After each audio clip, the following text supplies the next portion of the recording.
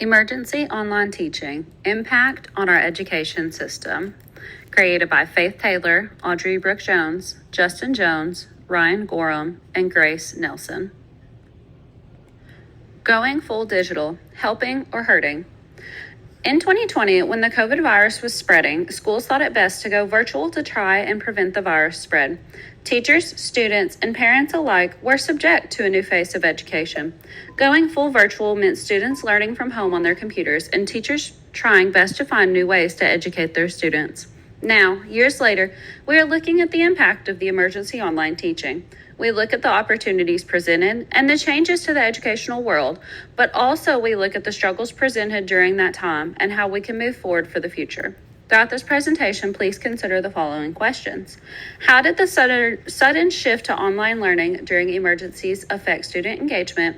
What lessons can schools and educators learn from emergency remote instruction to better prepare for future disruptions?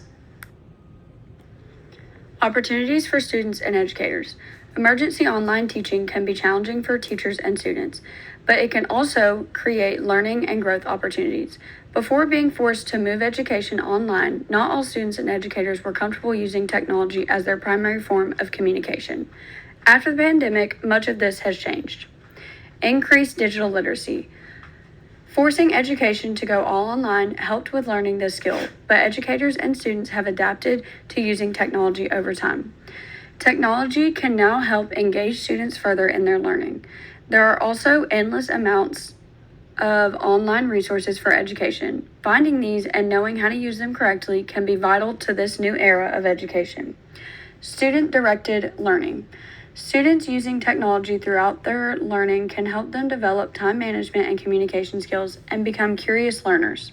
Having students online allows them to learn at their own pace and explore information they are curious about.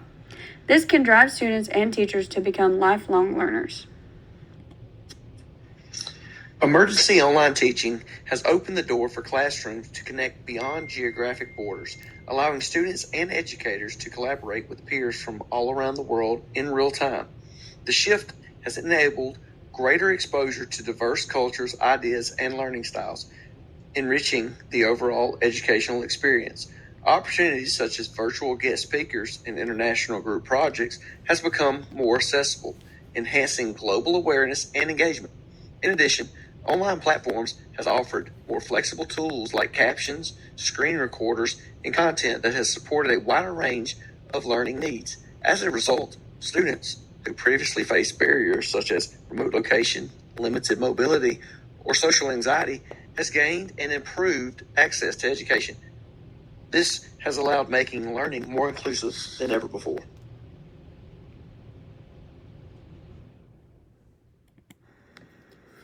Challenges that have arisen.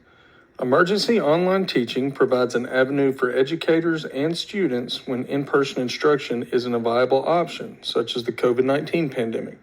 However, it comes with various challenges that schools are not always able to overcome easily. Challenges for emergency online teaching. Technological barriers. Many institutions lack reliable access to internet and adequate devices to be used for online learning, and schools struggle to fill this need. Students from disadvantaged backgrounds were affected disproportionately, which led to potential learning gaps. Pedagogy/instructional adjustments. A rapid change that took place that was a challenge for educators was the transition from traditional teaching strategies to an online format. Oftentimes, this transition came without sufficient training or time to adjust. This led to difficulties maintaining student engagement and providing quality of education. Teachers had to learn new methods to deliver instruction effectively through a virtual environment and facilitate interactions with students. Mitigating the issues. What have we learned? There were many issues that arose during emergency online teaching while the world was experiencing the COVID-19 pandemic. Issues such as digital access barriers and teacher efficacy in regards to technology. Educators were expected to be flexible and learn quickly. They rose to the occasion, exceeding expectations. Strategies that help mitigate the issues. Differentiating learning assignments to overcome digital access barriers. A deeper understanding of what is accessible at home has influenced the types of at-home learning assignments that are assigned. The pandemic gave educators an unprecedented look into the lives of students. Because of this point of view, educators began providing more differentiated work depending on the learner's digital access. Training and practice to build teacher efficacy in regards to technology. Findings indicate K-12 teachers use digital technology and digital pedagogy in their practice. As well, ERT has resulted in growth of teacher use and skill of technology. Due to being thrown into the world of online teaching, educators had no choice but to adapt with the times. Because of this baptism by fire approach, they became more confident in their technological skills. The evidence of confidence is shown by the rise of technology in the classroom. Teachers are using digital tools more often prior to the emergency online teaching of the COVID-19 pandemic. Strategies to resolve the issue. Emergency online learning brought fear about the students' learning, engagement, and consistency within schools. This fear can alter an educator's decision on what and how to teach their classes online. Although this is an awkward situation for everyone involved, many possible solutions exist. Consistency is crucial. Building a reliable and flexible schedule for each class is essential to keep students on track with their learning. Having at least one thing due from each student a week can help ensure the students are on track and allows you to have weekly check-ins with the students. Make learning engaging. Separating students into smaller groups online can encourage students to share discourse and their thoughts on the topics. Teachers pop in and out each group to ask leading questions and guide conversations. Another way to make learning engaging is by using online tools such as whiteboards and interactive slides. This allows students to contribute to their learning in real time during the lesson.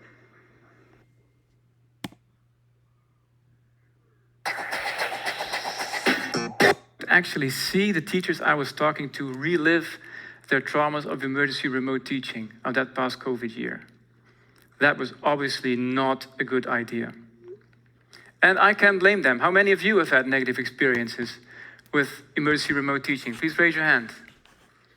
Oh, that's quite a lot. And it's easy to relate to this. We all know or have experienced the examples of emergency remote teaching.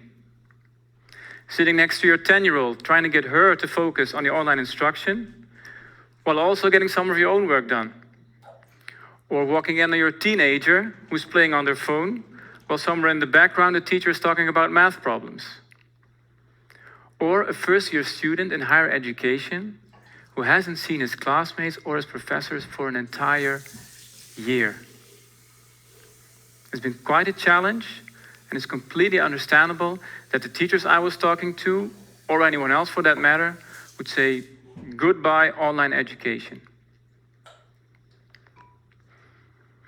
But now that we're coming out of the lockdown situation, it feels to many people like we need to make a choice about whether or not we're going to use online education in the future. But is that the real issue here?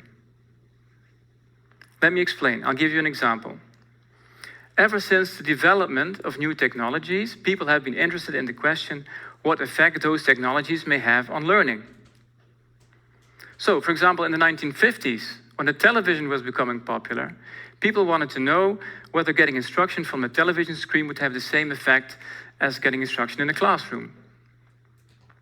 So researchers had a teacher explain the use of a slide rule in a classroom and gave the same instruction to another group on a TV set. And guess what happened? There was no difference between online and offline learning. Another example, and this is a more recent one. About 10 years ago, a study was done in which students were taught about math topics, either live by a teacher or on a laptop computer. Now, important to note is that the learning circumstances were identical. So, both had the same materials and assignments. Both had the possibility to ask questions, either live or by chat, and they both used the same room. Now guess what happened? Again, there was no difference. Now, How is that possible? To answer that question, we need to know more about the science of learning. More specifically, we need to know more about the basics of how learning works, and for that we need to talk about memory. Now, stay with me here because here comes a bit of theory, okay? Learning can be seen as a long-lasting change in our long-term memory. And that can mean anything from learning simple vocabulary or facts to learning complex ideas like democracy, or even learning important skills like driving a car. Now, let me show you the basics of how memory works. First, information from the outside world enters into our working memory, where it's processed. And our working memory is limited in time and in capacity. So only a limited amount of information can stay in there for a limited amount of time. Then, to achieve these long-lasting changes that we're looking for, information is organized and integrated into our long-term memory, and our long-term memory serves as a more permanent memory store. Now, from long-term memory, information can be retrieved or remembered at a later time, and from both memory stores, information can be forgotten. Okay, so far so good? Okay, now, even based on this simple model, there are many ways in which we can improve learning. We can reduce the rate of forgetting simply by letting people rehearse what they need to know at a later time. We can facilitate retrieval or remembering of information by giving people cues that help them to find the words that they're looking for in their memory. So let's try that here, okay? I'm going to say a word, and then you're going to say the first word that pops into your mind. And very quickly. Here we go. Doctor. I heard somebody say nurse.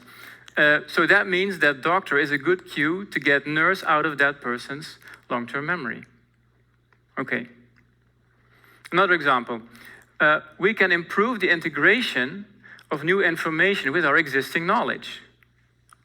Now, what do I mean by that? Let's say you want to teach 6-year-olds new vocabulary. Let's say words that have to do with theater, like wings or stage set.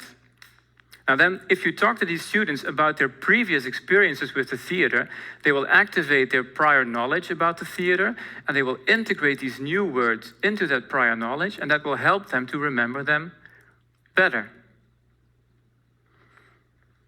Okay, final example. We can reduce the pressure, the load on our limited capacity working memory. For example, we can direct the learner's attention to important information by highlighting it. That was quite a lot, but stay with me here because we're getting to the good stuff. Why did I explain all this? Because I want to make the point that learning is best whenever there's a good match between how students learn, how teachers teach, and these memory processes that we're discussing. But of course, in practice, that's not always the case. Students of all ages, from primary school to higher education, all use rereading the materials they need to know as a very dominant learning strategy. But we know that quizzing, doing practice tests, using flashcards, all make it a lot easier to remember the information that you're trying to practice. Also, many students cram all of the practice with new information into one single study session the day before the exam. But also here, memory research tells us that it's much better to spread practice across multiple days or even multiple weeks. And that will improve memory a lot more, especially on the long term. Now, this also has implication for our teachers.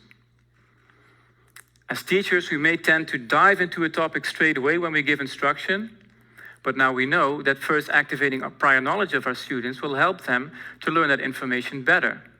So as teachers, we could do a recap of what we did the lessons before, and that will make learning a lot easier.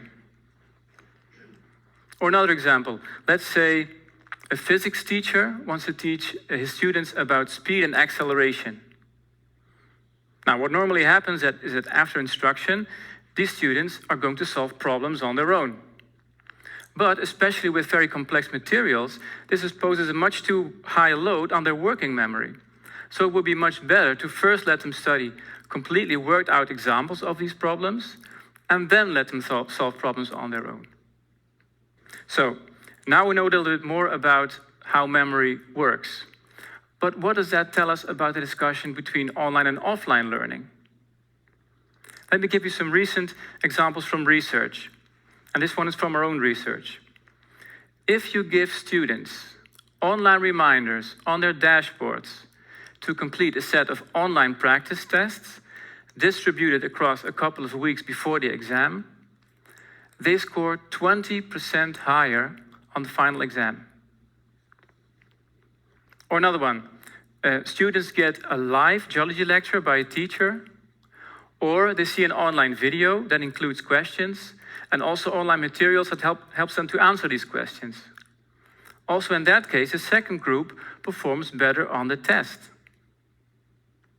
Now, what I'm hoping these examples are telling you is that learning is best when there's a match between how we learn, how we teach, and how our memory works, but completely regardless of whether it's online or offline. There are literally dozens of studies comparing offline versus online learning formats, and the only thing that determines which works better is whether the learning environment allows for processes to take place that actually stimulate learning, like quizzing, like activating prior knowledge, like spreading practice over time. Okay, now that was the tough part. Now let's go back to our experiences with emergency remote teaching. That was really bad. And for some of us, using online education may have felt like learning how to ride a bike. And we may have stepped up on the bike a bit too fast and fallen off, causing traumas that now lead to the pointless discussion of whether we really need a bike to reach our destination. It's a bit like Paul McCartney said in 1967 when he sang, "You say yes, I say no, you say stop, and I say go, go, go." The challenge now is to design the right combination of online and offline elements depending on your learning goals and on the tools that you have available. That also implies that we need to evolve as teachers and as learners and to reflect upon what we do and why we do this. So, as far as online education is concerned, I don't know why you say goodbye. I say hello.